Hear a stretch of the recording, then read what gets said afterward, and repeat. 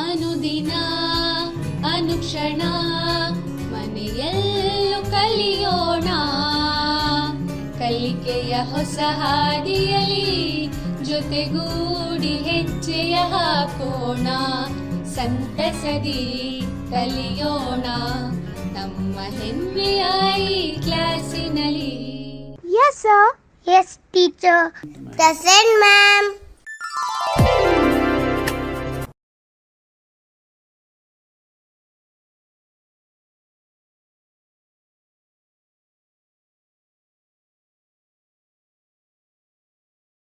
ನಮಸ್ಕಾರ ವಿದ್ಯಾರ್ಥಿಗಳೇ.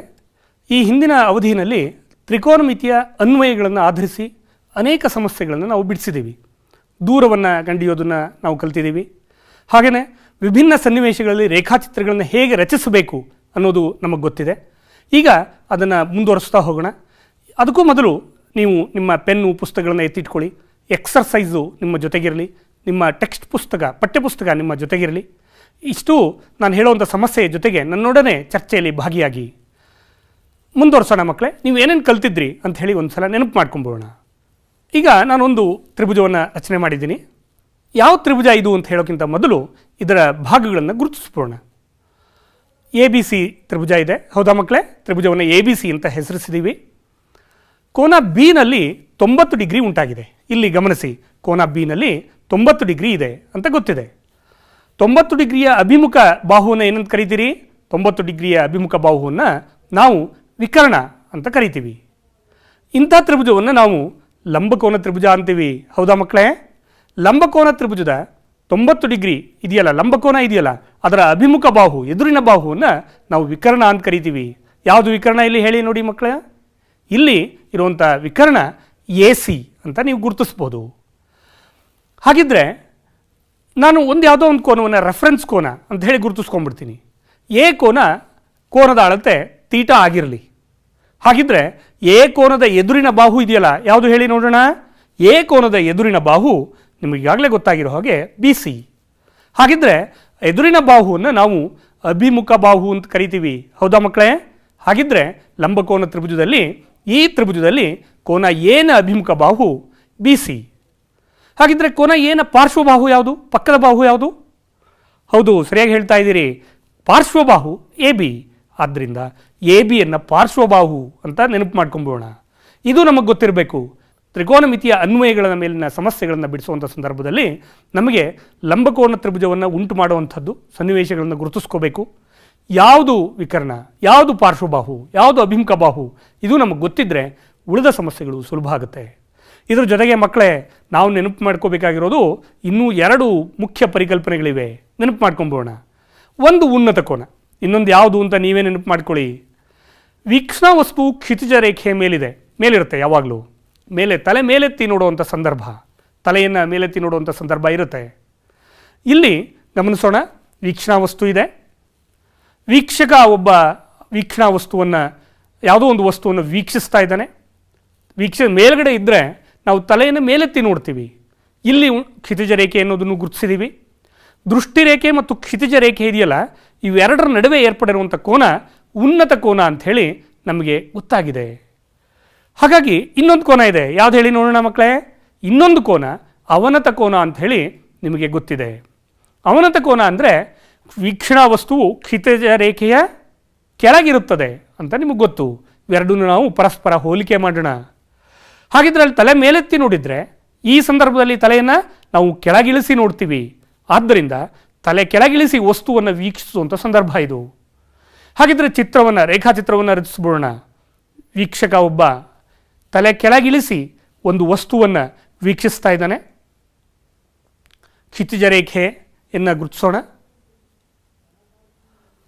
ಹಾಗೆಯೇ ಇಲ್ಲಿ ಉಂಟಾಗುವಂಥ ಕೋನ ನಮಗೆ ಗೊತ್ತಿದೆ. ಇಲ್ಲಿ ಉಂಟಾಗಿರುವಂಥ ಈ ಕೋನ ಇದೆಯಲ್ಲ, ಇದನ್ನು ನಾವು ಅವನತ ಕೋನ ಅಂತ ಹೇಳಿ ಕರಿತೀವಿ. ಬಟ್ ಈ ಸಂದರ್ಭದಲ್ಲಿ ಇಲ್ಲಿ ಉಂಟಾಗಿರುವಂಥ ಕೋನವನ್ನು ಉನ್ನತ ಕೋನ ಅಂತ ಹೇಳಿ ಗುರುತಿಸಿದ್ವಿ. ಹಾಗಾಗಿ ಎರಡನ್ನೂ ನೀವು ಪರಸ್ಪರ ಹೋಲಿಕೆ ಮಾಡ್ಕೋಬೋದು ಮಕ್ಕಳೇ. ಯಾವುದು ಉನ್ನತ ಕೋನ, ಯಾವುದು ಅವನತ ಕೋನ ಅನ್ನೋದು ನಿಮಗೆ ಗೊತ್ತಾಗ್ತಾ ಇದೆ.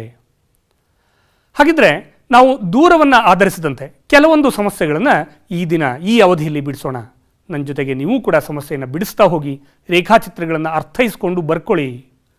ಒಂದು ಪ್ರಶ್ನೆಯನ್ನು ಓದ್ತಾ ಹೋಗ್ತೀನಿ, ನನ್ನ ಜೊತೆಗೆ ನೀವು ಓದ್ಕೊಳ್ಳಿ, ಬರೀತಾ ಹೋಗಿ. 5 ಮೀಟರ್ ಎತ್ತರದ ಹಡಗಿನ ಮೇಲೆ ಕುಳಿತ ವ್ಯಕ್ತಿಯೊಬ್ಬ ಜಲಾಂತರ್ಗಾಮಿಯ ತುದಿಯನ್ನು 60 ಡಿಗ್ರಿ ಕೋನದಲ್ಲಿ ಹಾಗೂ ಅದರ ಪಾದವನ್ನು 30 ಡಿಗ್ರಿ ಕೋನದಲ್ಲಿ ವೀಕ್ಷಿಸುತ್ತಾನೆ. ಜಲಾಂತರ್ಗಾಮಿ ಹಾಗೂ ಹಡಗಿನ ನಡುವಿನ ಅಂತರವನ್ನು ಲೆಕ್ಕಿಸಿ.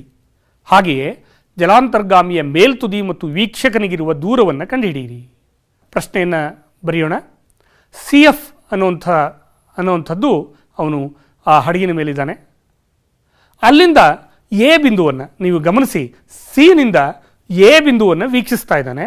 ಹಾಗೆಯೇ ಸಿ ಬಿಂದುವಿನಿಂದ ಬಿ ಬಿಂದುವನ್ನು ವೀಕ್ಷಿಸ್ತಾ ಇದ್ದಾನೆ. 60 ಡಿಗ್ರಿ 30 ಡಿಗ್ರಿ ಕೋನಗಳಲ್ಲಿ ವೀಕ್ಷಿಸ್ತಾ ಇದ್ದಾನೆ. ತಲೆ ಮೇಲೆತ್ತಿ ನೋಡುವಂಥ ಸಂದರ್ಭದಲ್ಲಿ ಉನ್ನತ ಕೋನ ಉಂಟಾಗಿದೆ. ತಲೆ ಕೆಳಗಿಳಿಸಿ ನೋಡ್ತಾ ಇದ್ದಾನೆ ಅಂದರೆ ಅವನತ ಕೋನ ಉಂಟಾಗಿದೆ. ಯಾವುದು ಉನ್ನತ ಕೋನ ಇಲ್ಲಿ? ಹಾಗಾಗಿ ಈ 60 ಡಿಗ್ರಿ ಅನ್ನುವಂಥದ್ದು ಉನ್ನತ ಕೋನ, 30 ಡಿಗ್ರಿ ಅನ್ನೋದು ಅವನತ ಕೋನ ಅನ್ನೋದು ನಮಗೆ ಗೊತ್ತಾಗ್ತಾ ಇದೆ. ಇದರ ಜೊತೆಗೆ ನೀವು ಇನ್ನೊಂದನ್ನು ನೆನಪು ಮಾಡ್ಕೋಬೇಕು. ಈ 30 ಡಿಗ್ರಿ ಇದೆಯಲ್ಲ, ಇದು ಮತ್ತು ಕೆಳಗಿನ 30 ಡಿಗ್ರಿಗಳು ಇವೆರಡು ಪರ್ಯಾಯ ಕೋನಗಳು ಅಂತ ನಿಮಗೆ ಗೊತ್ತಿದೆ. ಏಕೆಂದರೆ ಸಿ ಡಿ ರೇಖೆ, ಇಲ್ಲಿ ಗಮನಿಸಿ, ಸಿ ಡಿ ರೇಖೆ ಬಿ ಎಫ್ ರೇಖೆಗೆ ಸಮಾನಾಂತರ ರೇಖೆಯಾಗಿದೆ. ಮತ್ತು 5 ಮೀಟರ್ ಅಂತರದಲ್ಲಿದೆ. ಆ ಅಂತರದಲ್ಲಿ ಗಮನಿಸ್ತಾ ಇದ್ದಾನೆ. ಅವನ ನಿಂತಿರುವಂಥ ಈ ಹಡಗಿನ ಎತ್ತರ 5 ಮೀಟರ್ ಅಂತ ನಮಗೆ ಗೊತ್ತಾಗಿದೆ. ಆದ್ದರಿಂದ ಇದು 5 ಮೀಟರ್ ಇರೋದರಿಂದ ಸಿ ಎಫ್ ಡಿ ಬಿ ಕೂಡ 5 ಮೀಟರ್ ಅಂಥೇಳಿ ನಾವು ಉಪಸಂಹರಿಸಬಹುದು. ಹಾಗಿದ್ರೆ ಹಡಗು ಮತ್ತು ಜಲಾಂತರ್ಗಾಮಿಯ ನಡುವಿನ ದೂರ ಸಿ ಡಿ ಆಗಿರಲಿ. ಊಹಿಸ್ಕೊಳ್ಳೋಣ, ಚಿತ್ರವನ್ನು ಗಮನಿಸಿ. ಸಿ ಡಿ ಅನ್ನುವಂಥದ್ದು ಹಡಗು ಮತ್ತು ಜಲಾಂತರ್ಗಾಮಿಯ ನಡುವಿನ ದೂರ.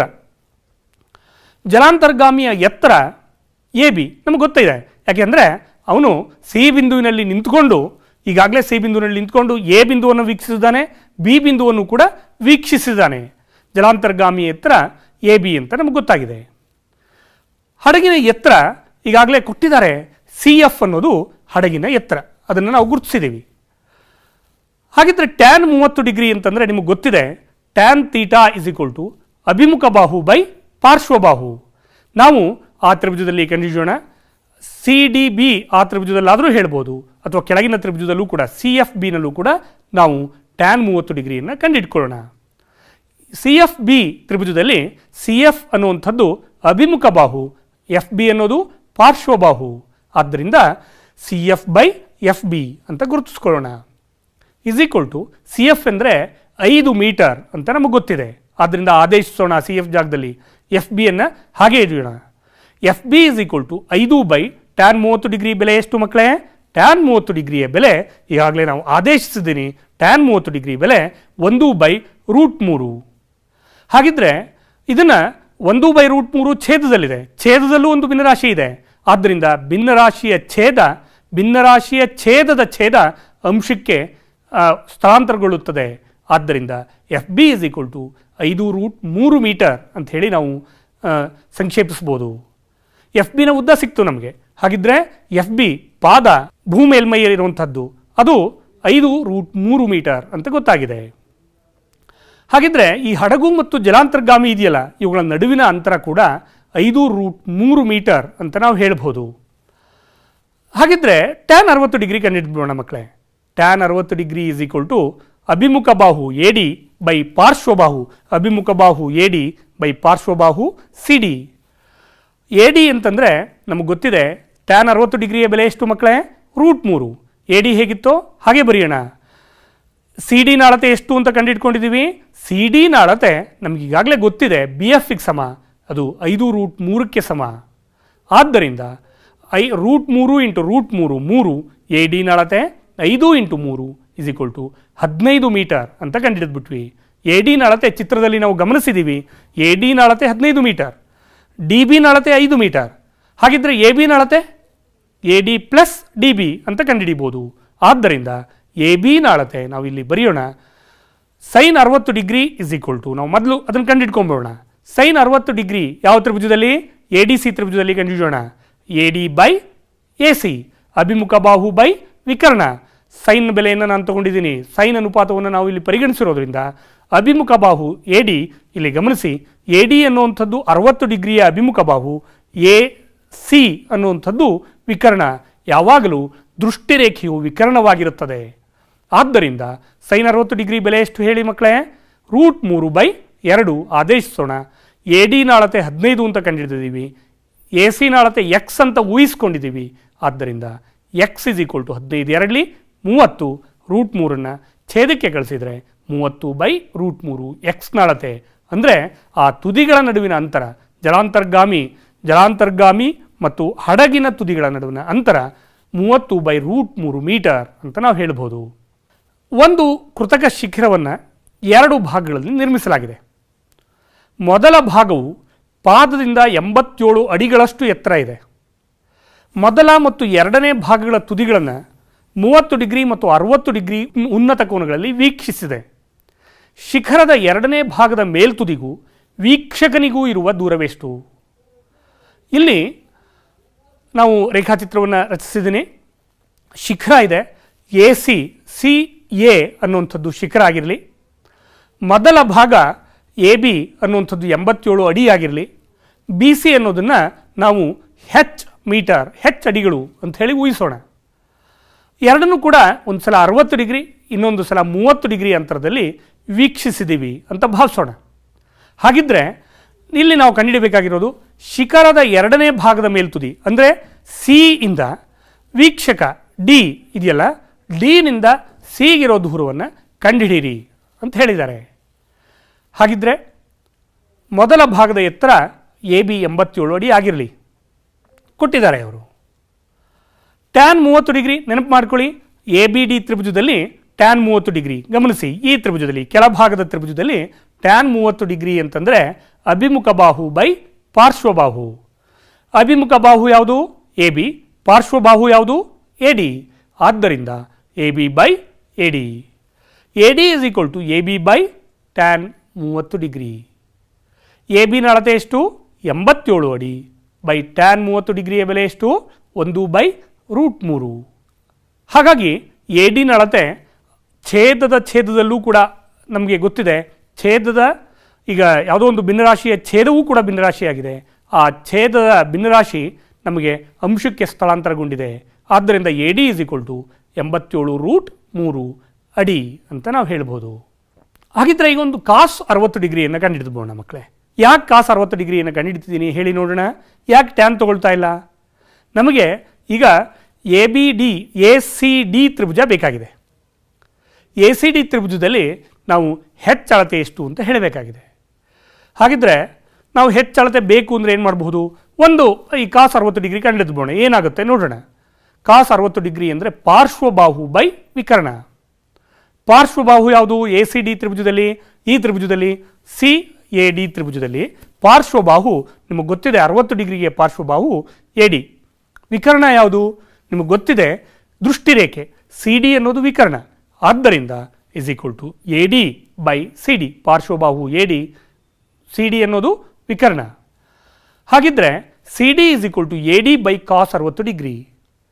ಎ ಡಿ ಅನ್ನುವಂಥದ್ದು ಎಷ್ಟು ಅಂತ ಕಂಡಿದ್ದೀವಿ? 87√3 ಅಂತ ನಮಗೆ ಗೊತ್ತಿದೆ. ಕಾಸ್ 60 ಡಿಗ್ರಿಯ ಬೆಲೆ ಎಷ್ಟು ಮಕ್ಕಳೇ? 1/2. ಹಾಗಿದ್ರೆ ಎರಡನ್ನು ಅಂಶಕ್ಕೆ ನಾವು ಸ್ಥಳಾಂತರಿಸಿದರೆ 87 ಇಂಟು 2 ಇಸ್ ಈಕ್ವಲ್ ಟು 174√3 ಅಡಿ. ಸಿ ಡಿನ ಉದ್ದ 174√3 ಅಡಿ ಅಂತ ನಾವು ಹೇಳ್ಬೋದು. ಆದ್ದರಿಂದ ಶಿಖರದ ಎರಡನೇ ಭಾಗದ ಮೇಲ್ತುದಿಗೂ ವೀಕ್ಷಕರಿಗೂ ಇರುವ ಅಂತರ 174√3 ಅಡಿ. ವಿದ್ಯಾರ್ಥಿಗಳೇ, ನಾನೀಗ ಇಲ್ಲಿ ಕೆಲವೊಂದು ತ್ರಿಕೋನಮಿತಿಯ ಅನುಪಾತಗಳನ್ನು ಬಳಸಿದ್ದೀನಿ. ಇನ್ನು ಬೇರೆ ಯಾವ ಅನುಪಾತಗಳನ್ನು ಬಳಸಿಕೊಂಡು ಸಿ ಡಿಯನ್ನು ಕಂಡುಹಿಡಿಬೋದು? ಯೋಚನೆ ಮಾಡಿ, ನೀವೇ ಯೋಚನೆ ಮಾಡಿ. ಇದ್ರ ಮೂಲಕ ನೀವು ಕೂಡ ಬೇರೆ ಬೇರೆ ಅನುಪಾತಗಳನ್ನು ಬಳಸಿ ನಾವು ಈ ಸಮಸ್ಯೆಗಳನ್ನು ಬಿಡಿಸ್ಬೋದು ಅನ್ನೋದನ್ನು ಅರ್ಥೈಸ್ಕೊಳ್ಳಿ. ಇನ್ನೊಂದು ಪ್ರಶ್ನೆಯನ್ನು ತಗೊಳ್ಳೋಣ ಮಕ್ಕಳೇ. 7 ಮೀಟರ್ ಎತ್ತರದ ಕಟ್ಟಡದ ಮೇಲಿನ ಒಂದು ಬಿಂದುವಿನಿಂದ ಗೋಪುರದ ಮೇಲ್ತುದಿಗೆ ಉನ್ನತ ಕೋನ 60 ಡಿಗ್ರಿ ಆಗಿದೆ. ಅದರ ಪಾದಕ್ಕೆ ಅವನತ ಕೋನ 45 ಡಿಗ್ರಿ ಆಗಿದೆ. ಪ್ರಶ್ನೆ ಅರ್ಥ ಮಾಡ್ಕೊಳ್ಳಿ ಮಕ್ಕಳೇ. ಪ್ರಶ್ನಾ ರೀತಿಯಲ್ಲೇ ಕೂಡ ಆ ರೇಖಾಚಿತ್ರವನ್ನು ನೀವು ಬಿಡಿಸಿ. ಕಟ್ಟಡ ಮತ್ತು ಗೋಪುರಗಳ ಪಾದಗಳಿಗೆ ಮೇಲ್ತುದಿಗಳಿಗಿರುವ ಅಂತರ ಕಂಡುಹಿಡಿಯಿರಿ. 7 ಮೀಟರ್ ಎತ್ತರದ ಒಂದು ಕಟ್ಟಡ ಇದೆ. ರೇಖಾಚಿತ್ರವನ್ನು ನಾವು ಈ ಥರ ಊಹಿಸ್ಕೊಳ್ಳೋಣ.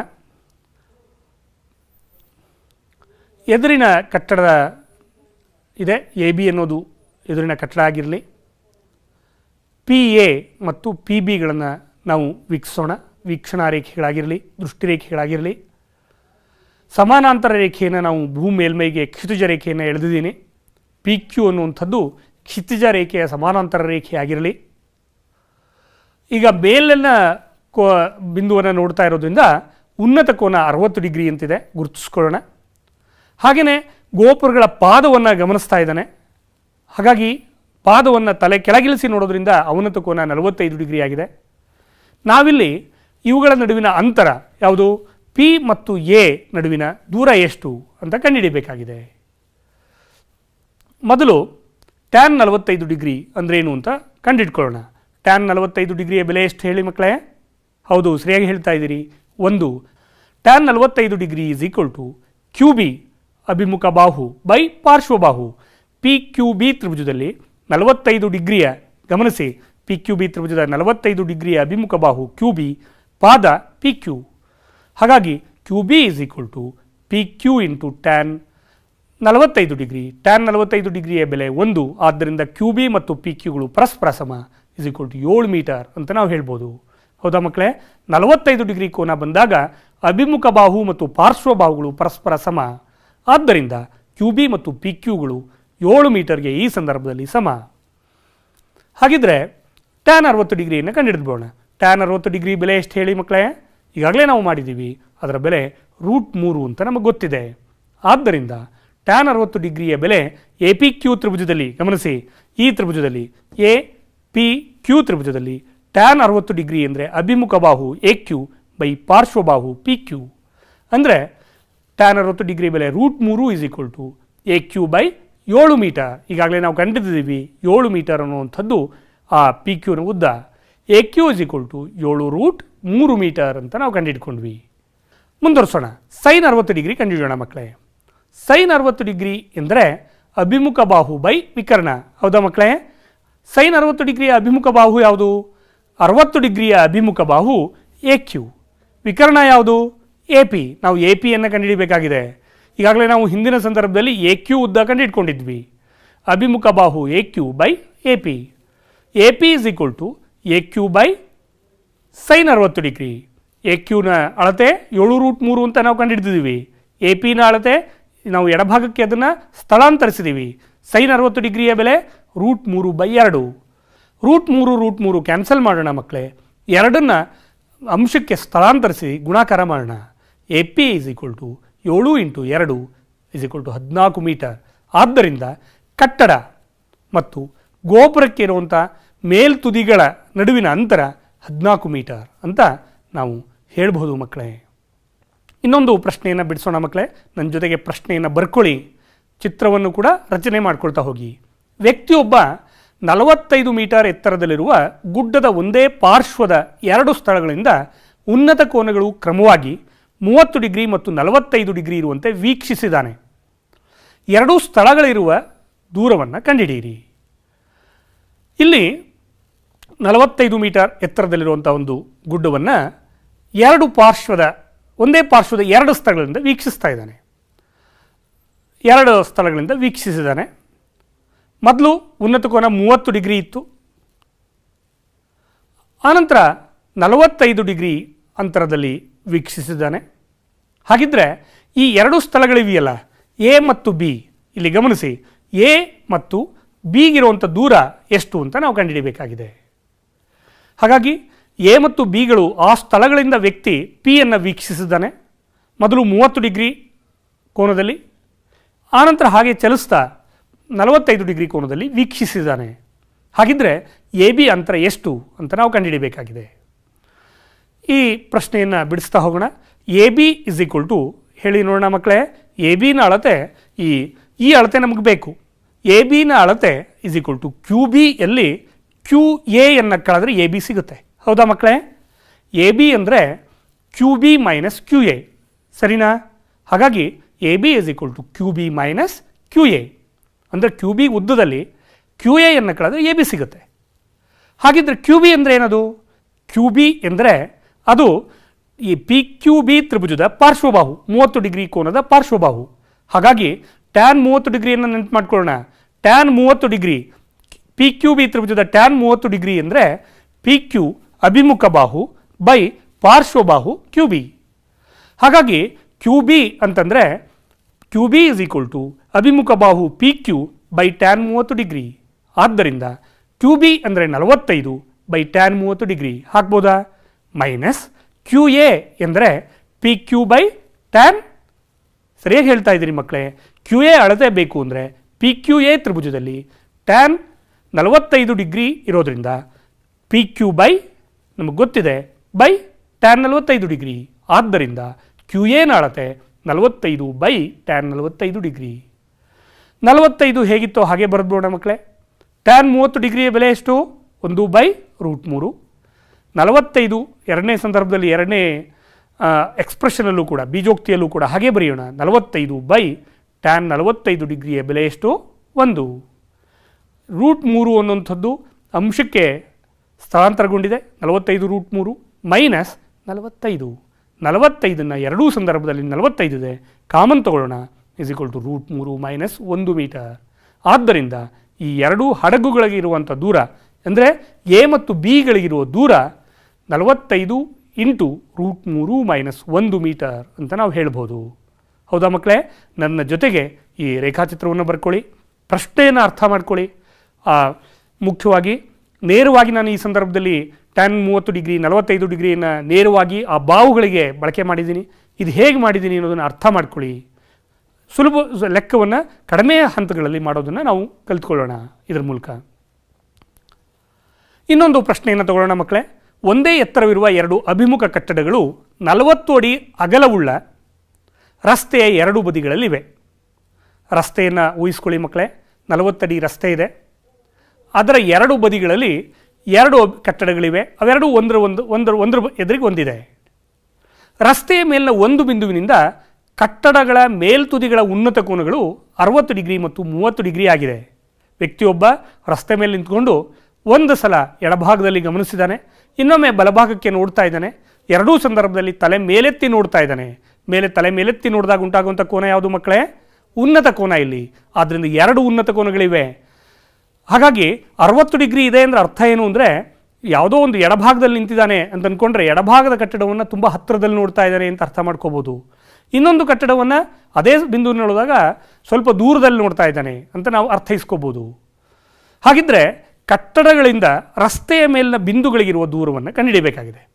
ಎಲ್ಲಿ ನಿಂತಿದ್ನಲ್ಲ ವ್ಯಕ್ತಿ, ಅಲ್ಲಿಂದ ಮೊದಲೇ ಕಟ್ಟಡಕ್ಕೆ ಎಷ್ಟು ದೂರ ಇತ್ತು, ಹಾಗೆಯೇ ಇನ್ನೊಂದು ಕಟ್ಟಡಕ್ಕೆ ಅಲ್ಲಿಂದ ಎಷ್ಟು ದೂರ ಇದೆ ಅಂತ ಕಂಡುಹಿಡಿಯಬೇಕಾಗಿದೆ. ಅರ್ಥ ಮಾಡ್ಕೋತಿದ್ದೀರಾ ಮಕ್ಕಳೇ? ಹಾಗಿದ್ದರೆ ರೇಖಾಚಿತ್ರ ರಚಿಸ್ಬೋಣ. ಈಗಾಗಲೇ ರಸ್ತೆಯ 40 ಅಡಿ ರಸ್ತೆ ಇದೆ ಅಂಥೇಳಿ ಸಮಸ್ಯೆಯಲ್ಲಿ ಕೊಟ್ಟಿದ್ದಾರೆ. ಬಿ ಮತ್ತು ಡಿ ಅನ್ನುವಂಥದ್ದು ಕಟ್ಟಡಗಳ ಪಾದಗಳಾಗಿರಲಿ. ಸಿ ಬಿಂದು ಮೇಲೆ ವ್ಯಕ್ತಿ ನಿಂತಿದ್ದಾನೆ ಅಂತ ಅಂದ್ಕೊಳ್ಳೋಣ. ಸಿನಿಂದ ಬಿ ಪಾದ ಇರುವಂಥ ಕಟ್ಟಡವನ್ನು ಗಮನಿಸಿದ್ದಾನೆ. ಅದೇ ರೀತಿ ಡಿ ಪಾದ ಇರುವಂಥ ಕಟ್ಟಡವನ್ನು ಗಮನಿಸಿದ್ದಾನೆ. ಅವ್ರು ಹೇಳಿದ್ದಾರೆ ಎರಡೂ ಕಟ್ಟಡಗಳು ಒಂದೇ ಎತ್ತರವನ್ನು ಹೊಂದಿವೆ, ಸಮ ಎತ್ತರವನ್ನು ಹೊಂದಿವೆ. ಎ ಬಿ ಮತ್ತು ಇ ಡಿಗಳು ಪರಸ್ಪರ ಸಮ, ಕಟ್ಟಡಗಳ ಎತ್ತರ ಸಮ ಅಂತ ಕೊಟ್ಟಿದ್ದಾರೆ. ಇದು ಬಿ ಸಿನ ಉದ್ದ ಏನು ಅಂತ ಹೇಳಬೇಕಾದ್ರೆ ಸಿ ಡಿನ ಉದ್ದ ಅನ್ನುವಂಥದ್ದು 40 ಮೈನಸ್ ಬಿ ಸಿ ಅಂತ ಅಂದ್ಕೊಳ್ಬೋದು.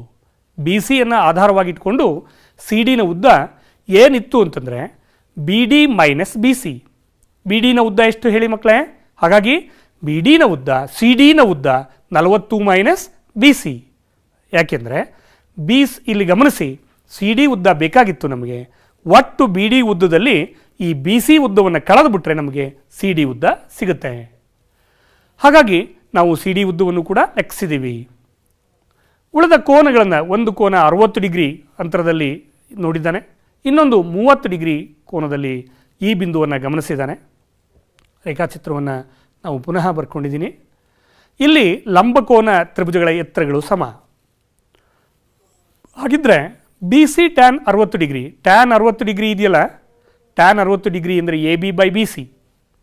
ಹಾಗಿದ್ದರೆ ನಮಗೆ ಬೇಕಾಗಿರೋದು A B. A B is equal to B C tan 60 degree. ಸರಿನಾ ಮಕ್ಕಳೇ? ಇನ್ನೊಮ್ಮೆ ನೆನಪು ಮಾಡ್ಕೊಳ್ಳೋಣ. ಟ್ಯಾನ್ 60 ಡಿಗ್ರಿ ಎಂದರೆ A B by B C. B ಸಿಯನ್ನು ಒರೆ ಗುಣಾಕಾರ ಮಾಡಿದರೆ A B is equal to B C tan 60 degree.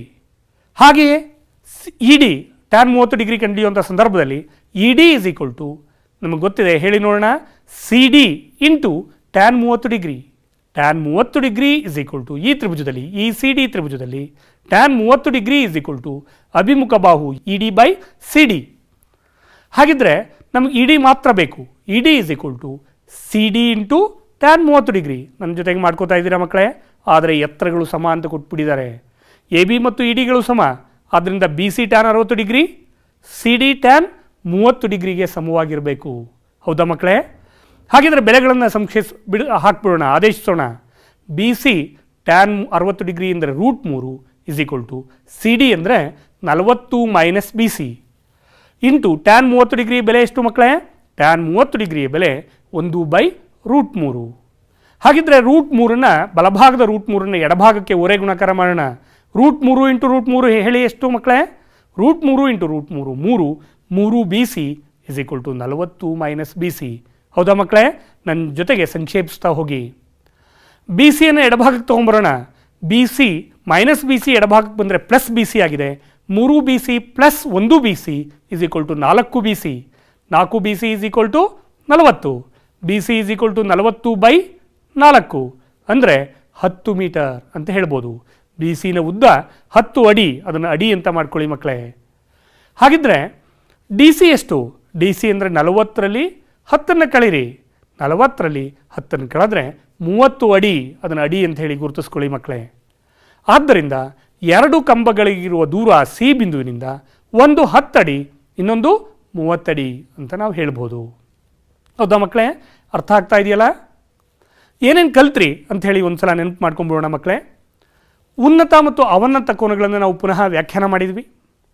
ಹಡಗು ಮತ್ತು ಜಲಾಂತರ್ಗಾಮಿಯ ನಡುವಿನ ಅಂತರವನ್ನು ನಾವು ಲೆಕ್ಕಿಸಿದ್ವಿ. ಶಿಖರ, ಯಾವುದೋ ಒಂದು ಶಿಖರ ಇದ್ದು ವೀಕ್ಷಕ ಶಿಖರವನ್ನು ನೋಡ್ತಾ ಇದ್ದರೆ ಅವುಗಳ ನಡುವಿನ ದೂರವನ್ನು ನಾವು ಲೆಕ್ಕಿಸಿದ್ವಿ. 2 ಗೋಪುರಗಳ ನಡುವಿನ ದೂರ, 2 ಗೋಪುರಗಳು ಪರಸ್ಪರ ಒಂದು ಎದುರು ಬದರಾಗಿದ್ದರೆ ಅವುಗಳ ನಡುವಿನ ದೂರ ಎಷ್ಟು ಅಂತ ನಾವು ಕಂಡುಹಿಡಿದ್ವಿ. ಹಾಗೆಯೇ ರಸ್ತೆಯ ಮೇಲೆ ಒಂದು ಬಿಂದುವಿನಲ್ಲಿ ನಿಂತ್ಕೊಂಡು ಆ 2 ಕೊಠಡಿ, 2 ರೂಮ್ಗಳಿಗೆ, 2 ಬಿಲ್ಡಿಂಗ್ಗಳಿಗೆ, 2 ಕಟ್ಟಡಗಳಿಗಿರುವಂಥ ದೂರವನ್ನು ನಾವು ಲೆಕ್ಕಿಸಿದ್ದೀವಿ. ಹಾಗೆಯೇ ಅವನತ ಕೋನ ಕೊಟ್ಟಿದ್ದರೆ ರಸ್ತೆಯ ಅಗಲವನ್ನು ಲೆಕ್ಕಿಸಿದ್ದೀವಿ ಮಕ್ಕಳೇ. ಇಷ್ಟನ್ನು ನಾವು ಇವತ್ತಿನ ಚರ್ಚೆಯಲ್ಲಿ ನಾವು ಲೆಕ್ಕ ಮಾಡಿದ್ದೀವಿ, ಬಿಡಿಸಿದ್ದೀವಿ. ತ್ರಿಕೋನಮಿತಿಯ ಅನ್ವಯಗಳನ್ನು ಈ ಎಲ್ಲ ಸಂದರ್ಭಗಳಲ್ಲಿ ನಾವು ಕಂಡುಹಿಡ್ಕೊಂಡಿದ್ದೀವಿ ಮಕ್ಕಳೇ. ಹೀಗಿದ್ದರೆ ಒಂದಿಷ್ಟು ಸಮಸ್ಯೆಗಳನ್ನು ಬಿಡಿಸ್ಬಿಡಿ ಮಕ್ಕಳೇ. ಒಂದು ಪಟ್ಟಣದ ಮಾನಗಳು, ಒಂದು ಪಟ್ಟಣ ಇದೆ, ಅದರ ಮಾನಗಳು 1.2 ಮೀಟರ್, 2.6 ಮೀಟರ್ ಮತ್ತು 1.5 ಮೀಟರ್ ಆಗಿದೆ. ಹಾಗಿದ್ದರೆ ಒಂದು ಮುಖದ ಕರ್ಣ ಕಂಡುಹಿಡಬೇಕು. ಹೇಗೆ ಮಾಡ್ತೀರಿ ನೋಡಿ. ಕರ್ಣ ಅಂತಂದಾಗ ಇಲ್ಲಿ ನಿಮಗೆ ಗೊತ್ತಿದೆ, ವಿಕರ್ಣ ಅನ್ನೋದನ್ನು ನಿಮಗೆ ಲಂಬಕೋನ ತ್ರಿಭುಜದಲ್ಲಿ ನಾವು ಕಂಡುಹಿಡ್ಕೋಬೋದಾಗಿದೆ. ಹಾಗಿದ್ರೆ ಪಟ್ಟಣದಲ್ಲಿ ಇಡಬಹುದಾದಂಥ ಅತ್ಯಂತ ದೊಡ್ಡ ಕೋಲಿನ ಉದ್ದ ಎಷ್ಟಿರಬಹುದು ಅನ್ನೋದನ್ನು ನೀವು ಕಂಡುಹಿಡ್ಕೊಳ್ಳಿ.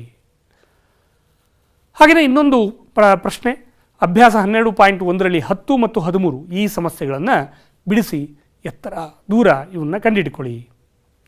ನಮಸ್ಕಾರ ವಿದ್ಯಾರ್ಥಿಗಳೇ, ಧನ್ಯವಾದಗಳು.